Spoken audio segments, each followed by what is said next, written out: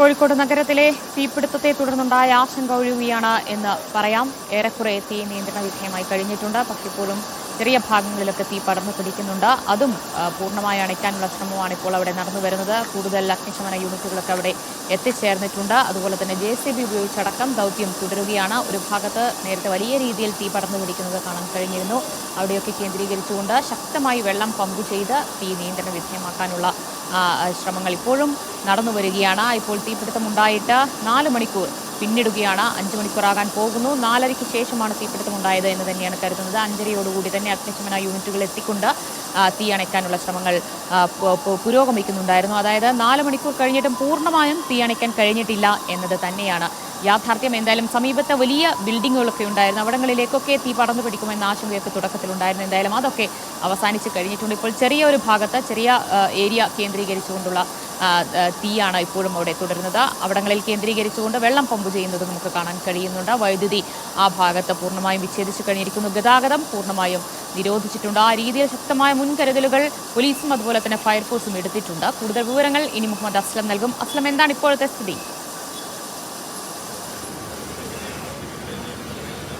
ദിവ്യ, 4 മണിക്കൂറുകൾക്ക് ശേഷം ഏറെക്കുറെ ഒരു അല്ലെങ്കിൽ നിയന്ത്രണ വിധേയമാക്കാനുള്ള ശ്രമങ്ങൾ വിജയം കൊണ്ടിരിക്കുന്നു എന്ന് മാത്രമേ നമുക്ക് പറയാൻ കഴിയുള്ളൂ. പൂർണ്ണമായി തീ അണച്ചു എന്ന് പറയാൻ കഴിയില്ല. കാരണം ഈ കെട്ടിടത്തിന്റെ മധ്യഭാഗത്ത് ഇപ്പോഴും തീ ഉയരുന്നതിന്റെ ദൃശ്യങ്ങൾ നമുക്ക് കാണാം. അകത്ത് തീ കത്തുന്നതിന്റെ ദൃശ്യങ്ങൾ നമുക്ക് കാണാം.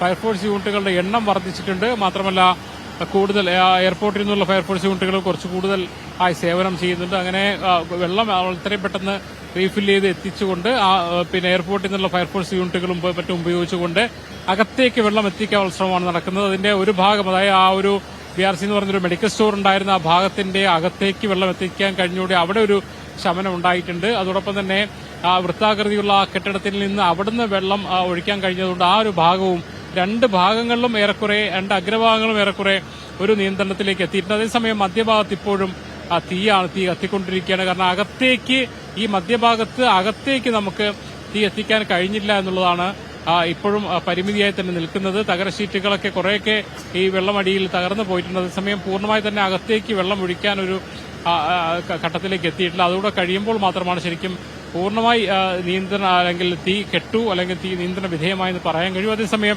നേരത്തെ അവസ്ഥയിൽ നിന്നൊക്കെ മെച്ചപ്പെട്ട് വന്നിട്ടുണ്ട്. അതേസമയം 4 മണിക്കൂറോളം നീണ്ട ഒരു പ്രവർത്തനം ഇതിന് വേണ്ടി വന്നു എന്നുള്ളത് ഒരു വസ്തുതയാണ്. ഇവിടെ നേതൃത്വം നൽകാൻ, ഈ ഒരു പ്രവർത്തനങ്ങൾക്ക് നേതൃത്വം നൽകാനായി എല്ലാ സംവിധാനങ്ങളുണ്ട്. ജില്ലാ കളക്ടർ ഉൾപ്പെടെയുള്ള ഉദ്യോഗസ്ഥ സംവിധാനങ്ങൾ, ഡെപ്യൂട്ടി മേയർ മുസാഫറിന്റെ നേതൃത്വത്തിലുള്ള കോർപ്പറേഷനിലുള്ള കൌൺസിലർമാരും മറ്റ് നേതാക്കളും, അതോടൊപ്പം തന്നെ മന്ത്രി AK ശശീന്ദ്രൻ നേരത്തെ മുതൽ തന്നെ ഇവിടെ തുടരുന്നുണ്ട്. അദ്ദേഹം ഇതിന് നേതൃത്വം നൽകുന്നുണ്ട്. അങ്ങനെ പോലീസ് ഉദ്യോഗസ്ഥർ, കമ്മീഷണർ, അതോടൊപ്പം തന്നെ ഫയർഫോഴ്സിന്റെ ഉന്നത ഉദ്യോഗസ്ഥർ തുടങ്ങി എല്ലാവരും തന്നെ ഇവിടെ ഈ സ്ഥലത്ത് തന്നെ തുടരുകയാണ്. കാരണം കോഴിക്കോടിന്റെ നഗര ഹൃദയത്തിലുള്ള ബസ് സ്റ്റാൻഡാണ് പുതിയ സ്റ്റാൻഡ് എന്ന് പറയുന്നത്. ആ പുതിയ സ്റ്റാൻഡിന്റെ ഒരു വശത്താണ് ഈ ഒരു കാലിക്കറ്റ് ടെക്സ്റ്റൈൽസ് എന്ന് പറയുന്ന നിരവധി സ്റ്റോക്കുള്ള റീറ്റെയിലും ഹോൾസെയിലൊക്കെ ചെയ്യുന്ന വലിയൊരു സ്ഥാപനമുള്ളത്. ആ സ്ഥാപനത്തിൽ ഒരു തീ കത്തുന്നു.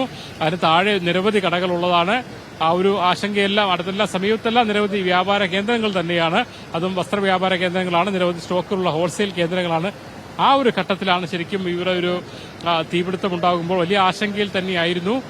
ഏറ്റവും ആദ്യം പ്രധാനമായി നമുക്ക് വളരെ സന്തോഷകരമായി പറ്റുന്ന കാര്യം എന്ന് പറയുന്നത് കാഷ്വാലിറ്റീസ് ഇല്ല, ആരും അപകടത്തിൽ പെട്ടില്ല, മനുഷ്യരാരും അപകടത്തിൽ പെട്ടില്ല എന്നുള്ളതാണ് ഏറ്റവും പ്രധാനപ്പെട്ട കാരണം. ഞായറാഴ്ചയായിരുന്നു എന്നുള്ളതാണ്.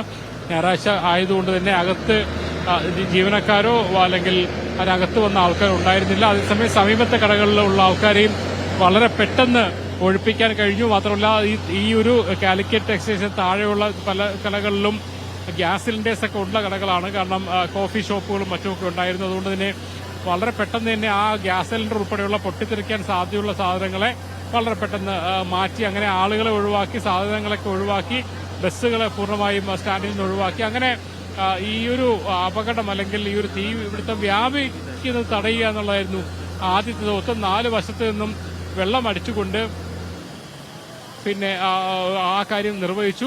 പിന്നെ തുടർന്ന് ഈ ഒരു സ്ഥലത്തെ കണ്ടെയ്ൻഡ് ഒരു സ്ഥലത്ത് നിയന്ത്രിച്ച് നിർത്തിക്കൊണ്ടുള്ള ഫയർ ഫൈറ്റിംഗ് ആയിരുന്നു. അതായിരുന്നു ഒരു പക്ഷേ ശ്രമകരം.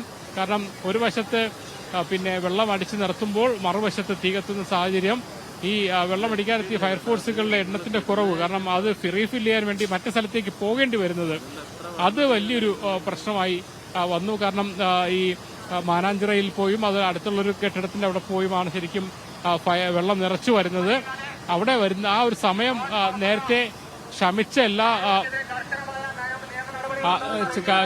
ക്ഷമിക്കണം, അവിടെ പോയി വരുന്ന സമയത്ത് വീണ്ടും വെള്ളം തീ കത്തുന്ന സാഹചര്യം അങ്ങനെ ഉണ്ടായിരുന്നു. അതിനിടയ്ക്കാണ് 7 മണിയോടുകൂടി എയർപോർട്ടിൽ നിന്നുള്ള വളരെ സൗകര്യമുള്ള സംവിധാനങ്ങളുള്ള ഫയർ സംവിധാനം എത്തുന്നത്. അതിനോടുകൂടി തന്നെ വളരെ ഉയരത്തിൽ, വളരെ വേഗത്തിൽ, അത് ശക്തമായി തന്നെ ഇത് പിന്നെ വെള്ളം ഫൈറ്റ് ചെയ്യാൻ കഴിഞ്ഞു. അതാണ് ഒരു പക്ഷേ തീ നിയന്ത്രണ വിധേയമാക്കുന്നതിന് വലിയ സഹായകരമായത്. അതേസമയം അപ്പോഴുമുള്ള പ്രശ്നം വെച്ചാൽ അത് കുറച്ച് സമയം അടിക്കുന്നതോടുകൂടി തന്നെ അതിലെ വെള്ളം ഇപ്പൊ നമ്മൾ ആ ദൃശ്യങ്ങൾ കാണുന്നത് കുറച്ചുകൂടി ആ ഒരു കെമിക്കൽ സാധനങ്ങളൊക്കെ ഉപയോഗിച്ചുകൊണ്ടുള്ള ഫയർ ഫൈറ്റിംഗ് എയർഫോഴ്സിന്റെ ഒരു യന്ത്രം ഉപയോഗിച്ച് ഫയർഫോഴ്സ് കൊണ്ടുപോയി ചെയ്യുന്നതാണ്. കാരണം പരമാവധി ഈ ശമിക്കുന്നതിന് വേണ്ടി, അതായത് തീ കെടുന്നതിന് വേണ്ടിയുള്ള രാസപദാർത്ഥങ്ങളോട് ചേർത്തുകൊണ്ടുള്ള ഫയർ ഫൈറ്റിംഗ് നടത്തുന്നു. ഇതിനെല്ലാം പ്രശ്നമെന്ന് പറയുന്നത് വെള്ളം ഇല്ല എന്നുള്ളതാണ്. വെള്ളം തീരുമ്പോൾ വീണ്ടും സ്വാഭാവികമായിട്ടും അത് നിറയ്ക്കുന്നതിന് വേണ്ടി പോകുന്ന സമയം വളരെയധികം അതിശക്തമായ രീതിയിൽ തന്നെ വെള്ളം പമ്പ് ചെയ്ത് തീ അണയ്ക്കാനുള്ള ശ്രമമാണ് നടക്കുന്നത്. നേരത്തെ തീ നിയന്ത്രണ വിധേയമായ ഇടത്തടക്കം ഇപ്പോൾ വീണ്ടും തീ പടർന്നു പിടിക്കുന്നതൊക്കെ കാണാൻ കഴിയുന്നുണ്ട്. ഇപ്പോഴും പൂർണ്ണമായും തീ അണയ്ക്കാൻ കഴിഞ്ഞിട്ടില്ല. ആശങ്ക ഒഴിയുന്നു.